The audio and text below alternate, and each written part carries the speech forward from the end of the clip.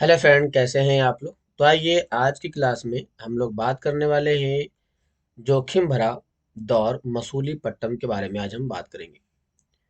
अब बात आती है मसूलीपट्टम, जिसे आज के समय में सबसे महत्वपूर्ण क्षेत्र के तौर पर मानते हैं। इस मसूलीपट्टम का नाम मसूलीपट्टम कैसे पड़ा, आइए आज हम इसी टॉपिक में विस्तार से इसके बारे में जानने का काम करते हैं। कहता है मसूलीपट्टम या मछलीपट्टम, ये जो नगर है ये कृष्णा नदी के डेल्टा पर स्थित है। तो हम देख लेते हैं पहले कि कृष्णा नदी कहाँ पर है। हम इसी के डेल्टा के बाद इसको समझने का काम करेंगे। तो आइए समझते हैं, कृष्णा नदी के डेल्टा क्षेत्र के बारे में देखने का काम करते हैं। चलिए, ये जो आप मैप देख रहे हैं ना, इस मैप में हम चलते हैं कृष्णा नदी के पास।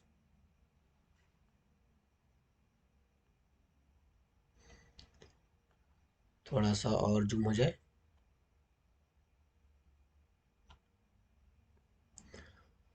तो ये आपको दिखाई पड़ रहा होगा अब कृष्णा रिवर। ये जो कृष्णा रिवर आपको दिखाई पड़ रहा है, देखो, ये जो कृष्णा रिवर है इसी पूरे क्षेत्र के लास्ट वाले पार्ट पर, लास्ट वाला देखो लिखा ना, मछलीपट्टम। इसे हम मछलीपट्टम के नाम से भी जानते हैं। तो यही इलाका है, यहीं पर है मछलीपट्टम या मसूलीपट्टम, आंध्र प्रदेश का इलाका। तो हम यहीं की बात करने वाले हैं। यहाँ पे कहता है कि ये 17वीं सेंचुरी में अलग अलग प्रकार की गतिविधियों का एक नगर था। ये अलग अलग प्रकार की गतिविधियों से हमारा क्या मतलब है। तो पहला मतलब ये हुआ कि ये वह क्षेत्र था जहाँ पर से व्यापार बड़े स्तर पर होते थे। दूसरा ये वह क्षेत्र था जहाँ पर बाहरी कंपनियों ने अपना स्थान स्थापित किया था, जब बाहरी कंपनियों ने अपनी प्रभाव को स्थापित किया था, बाहरी कंपनियों का प्रभाव था। तीसरा यदि हम बात करते हैं तो ये दक्षिण पूर्वी एशिया,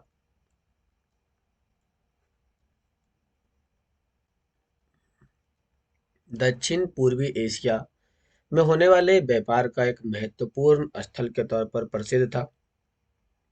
कहता है कि हॉलैंड और इंग्लैंड दोनों देशों की ईस्ट इंडिया कंपनियों ने मसूलीपट्टनम पर नियंत्रण प्राप्त करने का प्रयत्न किया था।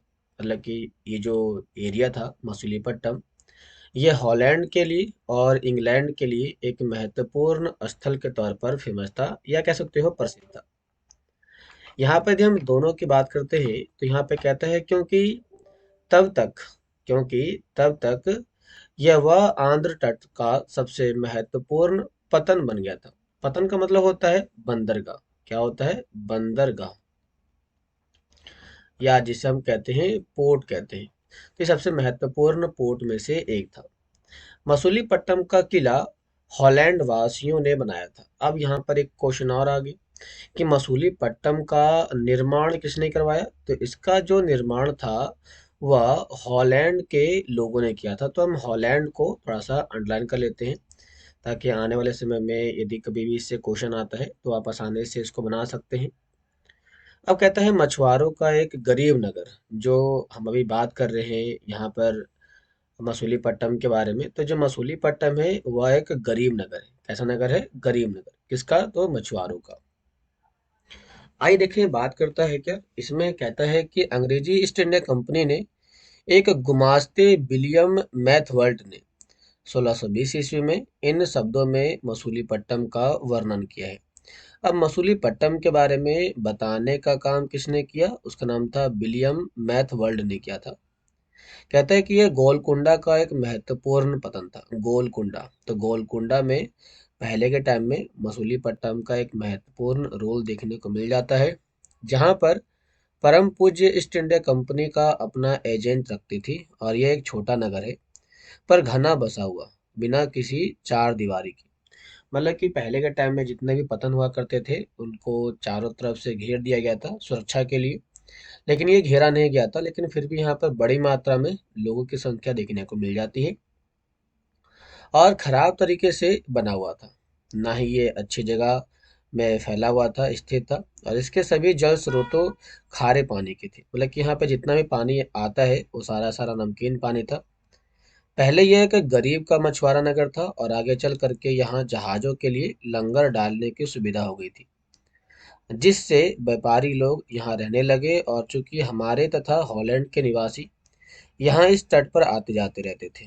यहाँ उनके लिए निवास की व्यवस्था करता था, मतलब कि जो हमारे पास, पहले मैप में चलते हैं।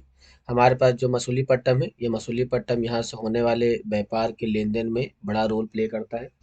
और यहाँ से होने वाले ज़्यादातर व्यापार के लिए ये लोग यहीं पर मसूलीपट्टनम में ही अपना कारखाना स्थापित किया करते थे और बड़े स्केल पर ये यहीं पर अपने डॉकयार्ड की व्यवस्था भी किया करते थे। इसीलिए ये उस समय का महत्वपूर्ण स्थलों में से एक माना गया था। अब यहाँ पे कहते हैं गुमास्ता मतलब क्या होता है।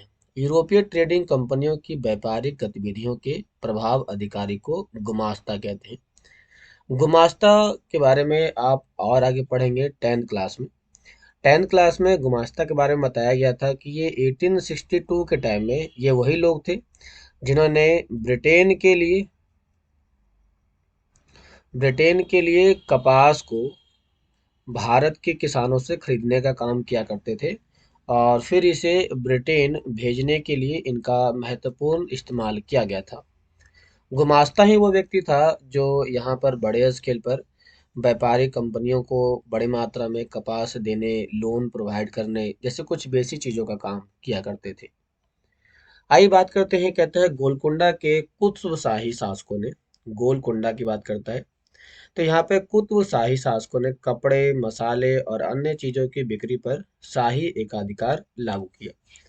अब ये शाही एकाधिकार का मतलब क्या होता है? शाही एकाधिकार का मतलब होता है कि यहाँ का जो शासक होगा, शासक का एकाधिकार होगा, एक अधिकार,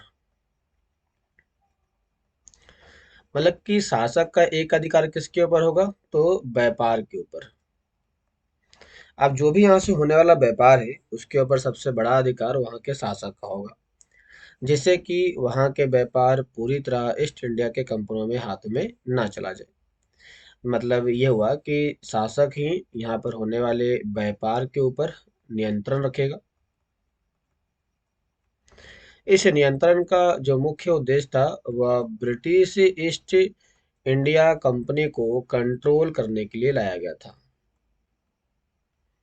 कंट्रोल इसलिए ताकि हमारे यहाँ पर जो भी व्यापार है इस व्यापार पर सारा control British east India company का ना हो जाए। कहता है विभिन्न व्यापारी समूह गोलकुंडा के कुलीन वर्गों, फारसी सौदागरों, तेलुगु कमेटी, चेट्टियार और यूरोपीय व्यापारियों ने नगर को घनी आबादी वाला और समृद्धशाली बना दिया था।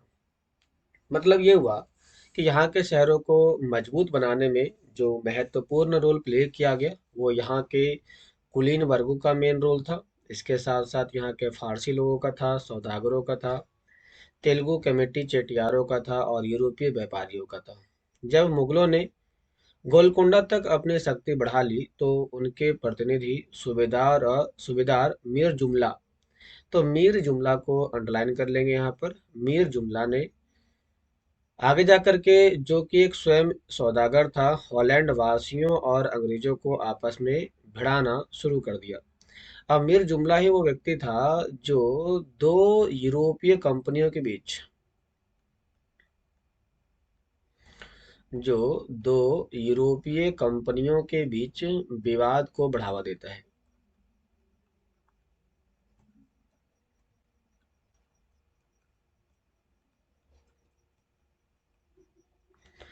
यहाँ पे कहता है कि 1686-87 में मुगल बादशाह औरंगजेब ने गोलकुंडा को मुगल साम्राज्य में मिला लिया। तो गोलकुंडा मुगल साम्राज्य में कब मिलता है?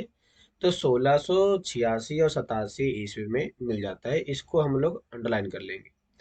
1686-87 में गोलकुंडा को मुगल साम्राज्य में मिला लिया गया। किसने मिलाया था? तो औरंगजेब ने मिलाने का काम चालू किया था। कहता है कि अब यूरोपीय कंपनियों के सामने अन्य विकल्प ढूंढने की समस्या आ गई। कंपनी की नई नीति के अंतर्गत केवल इतना ही पर्याप्त नहीं था। पतन भीतरी प्रदेशों के उत्पादन केंद्रों के साथ संबंध बनाए रखे, मतलब कि जो भी बंदरगाह था, अब भीतरी प्रदेश मतलब कि हमारे पास जो पोर्ट इलाका है यहाँ से अंदर के इलाके से साथ उत्पादन केंद्र, यहाँ पर जो भी उत्पादन होता है उनके साथ अपने रिलेशनशिप को बढ़ावा देना। क्या आपको समझ में आ रहा है यहाँ तक पॉइंट? बल्कि इस बात पे भी आवश्यकता थी, महसूस किया गया कि कंपनी के नए केंद्रों के साथ राजनीतिक, प्रशासनिक और वाणिज्यिक भूमिका भी अदा करे। अब इनके साथ जो भी संबंध स्थापित किया जाएगा वो 3 प्रकार से किया जाएगा, जिसमें से आपका पहला बताया गया यहाँ पर राजनीतिक होगा, दूसरा प्रशासनिक होगा और तीसरा वाणिज्यिक भूमिका होगा। ये 3 तरीकों से यहाँ पर महत्वपूर्ण काम करेगी। कहता है कि जब कंपनी के व्यापारी बम्बई, कोलकाता, मद्रास चले गए तब मसूलीपट्टनम अपने व्यापार और समृद्धि दोनों ही खो बैठा और 18 सेंचुरी के दौरान उसका अधपतन हो गया। अधपतन का मतलब होता है जो पूरी तरह से खत्म हो चुका हो, और आज वह एक छोटा सा जीर्ण शीर्ण नगर से कुछ ज्यादा नहीं है। मतलब कि आज के समय में देखा जाए तो जो मसूलीपट्टनम है वो मसूलीपट्टनम बस एक छोटा सा शहर है और एक छोटा सा नगर के तौर पर विकसित है और बड़ा तौर पर आज नहीं है। क्योंकि प्राचीन टाइम में जितना उसका प्रभाव था आज के समय में उसका उतना प्रभाव देखने को नहीं मिलता है। यही इसकी सबसे बड़ी कमियों में से एक माना जाता है। तो क्लास, आज के टॉपिक में हमने बात किया मसूलीपट्टनम किस प्रकार से आज के समय में खत्म होता जा रहा है। उसके समय में कौन कौन सी चुनौतियां थी आज हमने देखने का काम किया। तो ये थे आज की हमारी वीडियो, कैसी लगी जरूर बताइए और वीडियो को सब्सक्राइब लाइक जरूर करें। तो मिलते हैं नेक्स्ट क्लास में, तब तक के लिए धन्यवाद।